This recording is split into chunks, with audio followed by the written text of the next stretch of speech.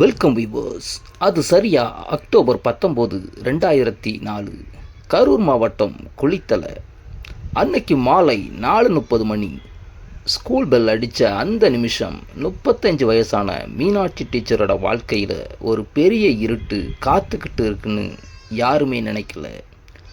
ஒரு மனுஷி பட்ட பகலில் மக்கள் நடமாட்டம் இருக்கிற ஒரு ரோட்டில் அப்படியே காத்தோட காத்தா மறைஞ்சு போனாங்கன்னா உங்களால் நம்ப முடியுதா?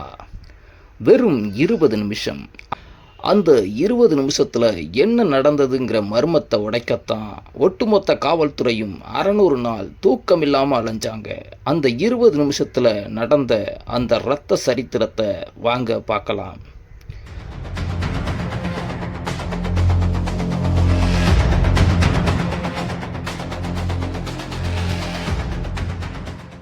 குளித்தலை பக்கத்தில் இருக்கிற பனிக்கம்பட்டி அரசு பள்ளி.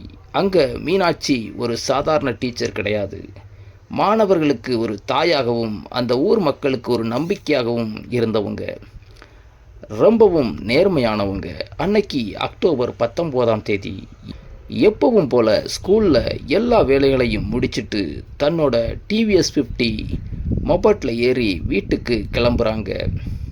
அவங்க போகிற பாதை குளித்தலையிலிருந்து மருதூர் போகிற சாலை. இது ஒன்றும் வெறிச்சோடிய காடு கிடையாது. அங்கே விவசாய நிலங்கள் இருக்குது. ஆங்காங்கே வண்டிகள் போய்கிட்டு இருக்கும். ஆனால் அன்னைக்கு அந்த சாலை ஒரு மரணப்பாதையாக மாறப்போகுதுன்னு யாருக்கு தெரியும்? மாலை 5 மணி இருக்கும். மீனாட்சி டீச்சரோட தம்பி ரவி வீட்டு வாசல்லையே நிற்கிறாரு. வழக்கமாக அக்கா 4:50க்கெல்லாம் வீட்டுக்கு வந்துடுவாங்க. ஆனால் 5:10 ஆகுது, 5:30 ஆகுது, அக்கா வரல. ரவிக்கு உள்ளுக்குள்ளே ஏதோ ஒரு திக்குங்கிற ஒரு உணர்வு. ஏதாவது வண்டி ரிப்பேர் ஆகிருக்குமோன்னு நினச்சிக்கிட்டு வண்டியை எடுத்துக்கிட்டு அக்கா வர்ற அதே பாதையில் எதிர் திசையில் போகிறாரு. மருதூர் அருகே ஒரு பாலம். அந்த பாலத்துக்கு பக்கத்தில் அக்காவோட வண்டி நிற்கிது. ரவி பதறி போய் வண்டியை நிறுத்திட்டு அக்கா அக்கா அப்படின்னு கத்துறாரு. ஆனால் அங்கே அமைதி மட்டும்தான் பதிலாக வருது. வண்டிக்கு கீழே பார்க்குறாரு. அங்கே அக்கா போட்டிருந்த அந்த செருப்பில் ஒரு செருப்பு மட்டும் கிடக்குது. அப்புறமா ஹேண்ட்பேக்கும் அதுக்கு பக்கத்துலேயே கிடக்குது. ஆனால் மீனாட்சி டீச்சரை காணோம். ரவிக்கு கை கால் எல்லாம் நடுங்க ஆரம்பிக்குது. அக்கம் பக்கத்தில் இருக்கிற தோட்டத்தில் ஓடி ஓடி போய் தேடுறாரு. யாராவது பார்த்தீங்களா? ஒரு டீச்சர் வண்டியில் வந்தாங்களே பார்த்தீங்களா? எல்லாருமே இல்லைன்னு கைவிரிக்கிறாங்க. செய்தி காட்டு தீயா பரவுது. குளித்தலை போலீஸ் ஸ்டேஷனுக்கு தகவல் போகுது. போலீஸ் வர்றாங்க. அந்த இடத்துல போராட்டமாக இருக்குது. ஒரு டீச்சர் காணாமல் போயிருக்கிறாங்க அப்படிங்கிற தகவல் பரவுனதும் ஆயிரக்கணக்கான மக்கள் அந்த பாலத்தில் குவிகிறாங்க. போலீஸ் மோப்ப நாய் வருது. ஆனால் அந்த நாய் மொபட் நின்ன இடத்துல இருந்து சில அடி தூரம் ஓடிட்டு அப்படியே நின்றுடுது.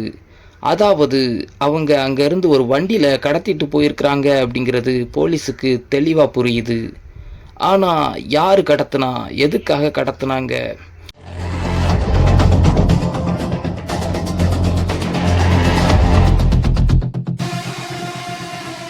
அன்னைக்கு ராத்திரி குளித்தலை முழுவதும் ஒருத்தர் கூட தூங்கலை. எல்லோரும் டார்ச் லைட்டையும் லந்தர் லைட்டையும் வச்சுக்கிட்டு ஊரை சுற்றி இருக்கிற கிணறு, காடு, மேடுன்னு எல்லா இடத்துலையும் தேடுறாங்க. ஆனால் கிடைக்கிறதெல்லாம் மௌனம் மட்டும்தான்.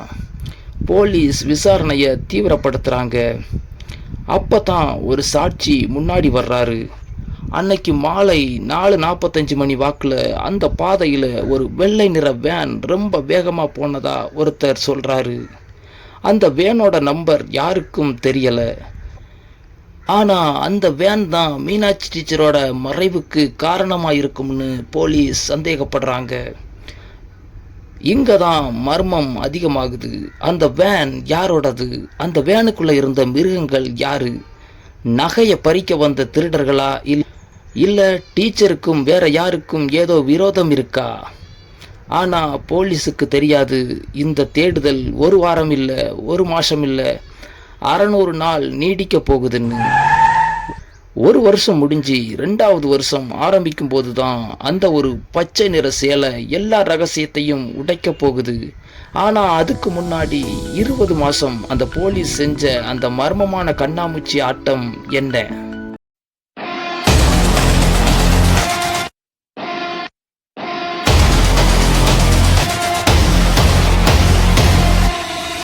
மீனாட்சி டீச்சர் காணாம போய் ஒரு வாரம் கடந்துடுச்சு. குளித்தலையே சம்பித்து போச்சு. ஆனா போலீஸ் கையில ஒரு சின்ன துரும்பு கூட கிடைக்கல. அந்த வெள்ளை நிற வேன் எங்க போச்சு? அதை யாரு ஓட்டுனா? இந்த ஒரு கேள்விக்கு விடை தேடி 50க்கும் மேற்பட்ட தனிப்படைகள் அமைக்கப்படுது. ஆனா ஒவ்வொரு முறையும் போலீஸ் போற பாதை ஒரு டெட் எண்ட்ல தான் போய் முடியுது. இங்கே தான் கேஸில் ஒரு பெரிய திருப்பம் வருது. அந்த பகுதியில் இருந்த ஒரு முன்னாள் அரசியல் புள்ளியின் ஆட்கள் மேலே சந்தேகம் திரும்புது. டீச்சருக்கும் அந்த பிரமுகருக்கும் ஏதோ சொத்து தகராறா இல்லை அரசியல் பகையான்னு ஊர் முழுக்க பேச்சு கிளம்புது. போராட்டங்கள் வலுக்கவே லோக்கல் போலீஸ்கிட்ட இருந்து கேஸ் சிபிசிஐடி வசம் ஒப்படைக்கப்படுது. 2005வது ஆண்டின் தொடக்கத்தில் மீனாட்சி டீச்சர் காணாமல் போய் பல மாதங்கள் ஆகிடுச்சு. அப்போ தான் பெங்களூர் பக்கத்தில் ஒரு பெண்ணோட சடலம் கண்டெடுக்கப்பட்டதா ஒரு தகவல் வருது. அந்த உடலோட உருவம் சிதைஞ்சிருந்தாலும் அது மீனாட்சி டீச்சரோட அடையாளங்களோட ஒத்து போகுதுன்னு ஒரு ரிப்போர்ட் வருது. ஒட்டுமொத்த தமிழகமும் அந்த தகவலில் உறைஞ்சு போய் நிற்குது. டீச்சர் கொல்லப்பட்டு பெங்களூரில் வீசப்பட்டாங்களா? போலீஸ் அந்த உடலை மீனாட்சி டீச்சரோடது தான் அப்படின்னு உறுதியாக சொன்னாங்க. ஆனால் அந்த தம்பி ரவி அதை நம்ப மறுக்கிறாரு. இல்லை, இது என் அக்கா இல்லை அப்படின்னு அடித்து சொல்கிறாரு. கடைசியாக டிஎன்ஏ பரிசோதனை செய்யப்படுது. அந்த ரிப்போர்ட் வரப்போகிற அந்த ஒரு வாரம் அது ஒரு யுகம் போல இருக்குது. ரிப்போர்ட் வருது. இது மீனாட்சி டீச்சர் இல்லை. மர்மம் மீண்டும் பழைய இடத்துக்கே போகுது. இப்போ போலீஸுக்கு ஒரு மிகப்பெரிய சவால். டீச்சர் பெங்களூரில் இல்லைன்னா அப்போ எங்கே போனாங்க? ஒரு பக்கம் போலீஸ் விசாரணை, இன்னொரு பக்கம் அந்த தம்பி ரவியின் தனிப்பட்ட போராட்டம். ஒவ்வொரு நாளும் யாராவது ஒருத்தர் ஃபோன் பண்ணி உங்கள் அக்காவை இங்கே பார்த்தேன் அங்கே பார்த்தேன்னு சொல்ல மாட்டாங்களா அப்படின்னு ரவி நம்பிக்கையிலேயே இருந்தார். ஆனால் கடைசியில் ஏமாற்றம் மட்டும்தான் மிச்சம். கிட்டத்தட்ட 500 பேரை சிபிசிஐடி விசாரணை வளையத்துக்குள்ளே கொண்டு வர்றாங்க. அந்த ஊரில் இருக்கிற ரவுடிகள், பழைய குற்றவாளிகள், வேன் டிரைவர்கள்னு ஒருத்தரை விடாமல் துருவி விசாரிக்கிறாங்க. ஆனால் அந்த வேனை பற்றின எந்த தடயமும் கிடைக்கவே இல்லை. மீனாட்சி டீச்சரோட நகை என்னாச்சு, அவங்களுக்கு என்னாச்சு அப்படின்னு எதுவுமே தெரியலை. 600 நாட்கள், அதாவது 20 மாதங்கள் கடந்துடுச்சு. ஜூன் 2006 வெயில் சுட்டரிக்கிற ஒரு மத்தியான நேரம். கரூர் மாவட்டம் மருதூர் கிராமத்தில் இருந்த ஒரு வாழை தோட்டத்தில் ஒரு விவசாயி குழியை தோண்டிக்கிட்டு இருந்தார். மண்வெட்டி ஒரு கடினமான பொருளை பட்டு டங்குன்னு சத்தம் கேட்குது. ஆரம்பத்தில் அது ஒரு கல்லாக இருக்கும் அப்படின்னு நினச்சாரு. கையால் மண்ணை விலைக்கு பார்க்குறாரு. அங்கே ஒரு மனித மண்டையோடு. அவர் அலறி அடிச்சுக்கிட்டு ஊருக்குள்ளே ஓடுறாரு. 600 நாட்களாக ஒரு சிறு துரும்பு கூட கிடைக்காம திணறிக்கிட்டு இருந்த சிபிசிஐடி போலீஸாருக்கு இந்த தகவல் ஒரு மின்னலாக பாயுது. அந்த இடம் உடனடியாக போலீஸ் வளையத்துக்குள்ளே கொண்டு வரப்படுது. ஆயிரக்கணக்கான மக்கள் அங்கே குவிகிறாங்க. அந்த தம்பி ரவிக்கு ஒரு ஃபோன் வருது. மருதூர் கிராமத்தில் ஒரு வாழை தோட்டத்தில் ஒரு எலும்புக்கூடு கிடைச்சிருக்குன்னு தகவல். இதுவும் யாராவது ஒருத்தரோட உடலாத்தான் இருக்கும்னு ரவி நம்பிக்கை இல்லாமல் தான் அந்த தோட்டத்துக்கு போனார். அங்கே போலீஸ் ஒரு குழியை தோண்டிக்கிட்டு இருக்காங்க. மண்ணுக்கு அடியில் இருந்து ஒரு மண்டையோடு மெதுவாக வெளியே வருது. ரவி தூரத்தில் நின்று பார்த்துக்கிட்டு இருக்காரு. போலீஸ் அந்த எலும்பு கூட முழுமையாக வெளியே எடுக்கிறாங்க. அப்போ தான் அந்த திடுக்கிடும் காட்சி வருது.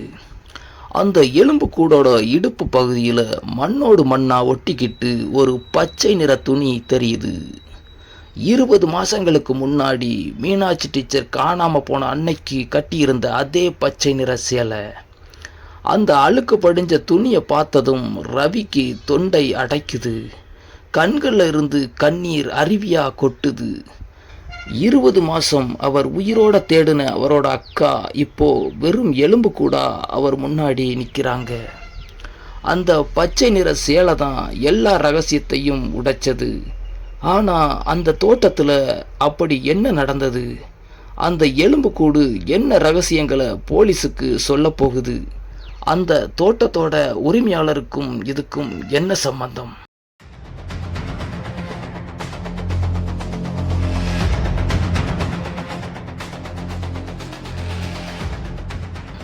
இப்போ போலீஸுக்கு அடுத்த சவால்.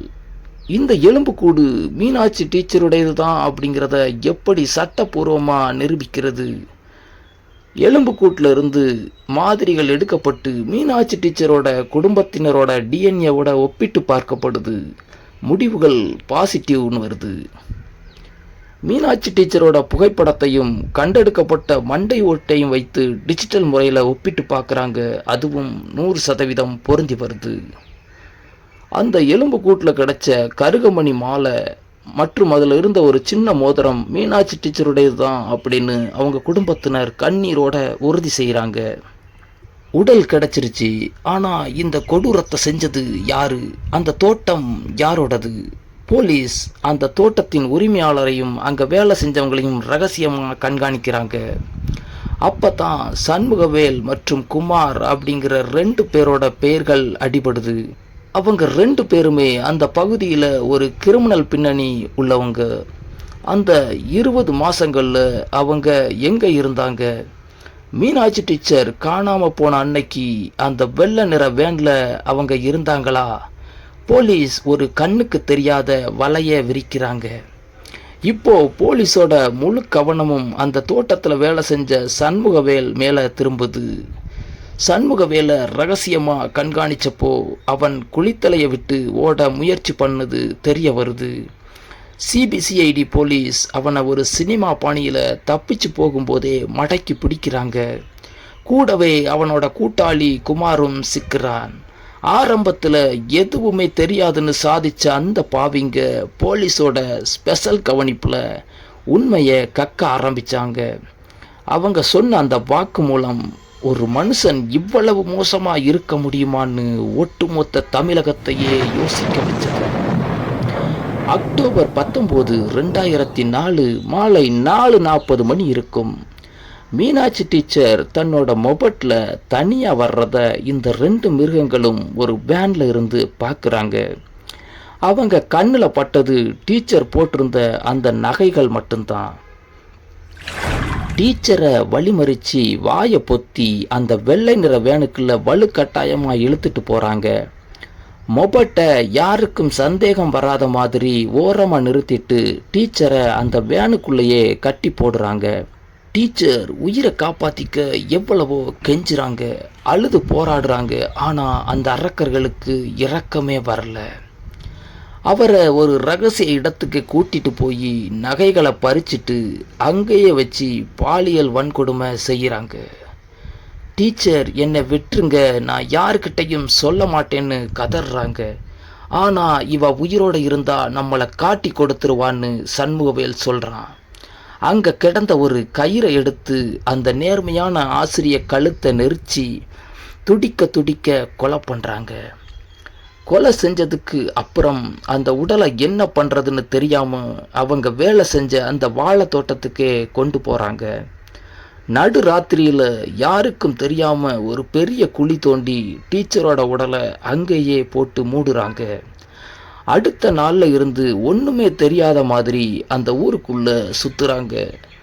போலீஸ் தேடும்போது அவங்களும் சேர்ந்து தேடுறாங்க. 20 மாதம் அந்த புதைக்கப்பட்ட இடத்துக்கு மேலேயே அந்த பாவிகள் நடந்து போயிருக்காங்க. மண்ணுக்குள்ள புதைஞ்ச உண்மை வெளியே வராதுன்னு அவங்க நம்பினாங்க. ஆனால் அந்த பச்சை நிற சேலை அவங்க கணக்கை தப்பாக்கிடுச்சு. 2007 வருஷம் மார்ச் 23 கரூர் நீதிமன்றம் மக்கள் கூட்டத்தால் நிரம்பி வழியுது. நீதிபதி தீர்ப்பை வாசிக்கிறாரு.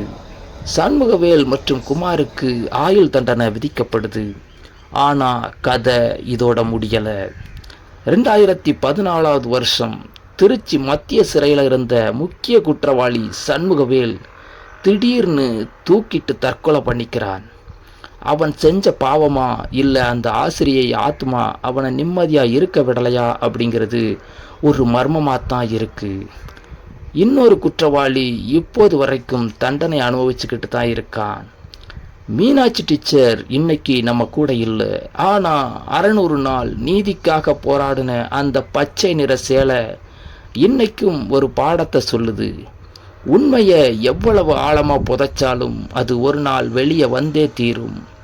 தன்னோட அக்காவை தேடி தேடியே தன்னோட வாழ்க்கையை இழந்த அந்த தம்பி ரவிக்கு இந்த தீர்ப்பு ஒரு சின்ன ஆறுதல் தான். இது போன்ற மிருகங்கள் நம்ம சமூகத்தில் இன்னும் இருந்துக்கிட்டு தான் இருக்காங்க அப்படிங்கிறது தான் கசப்பான உண்மை. பாதுகாப்பாக இருங்க, விழிப்போடு இருங்க.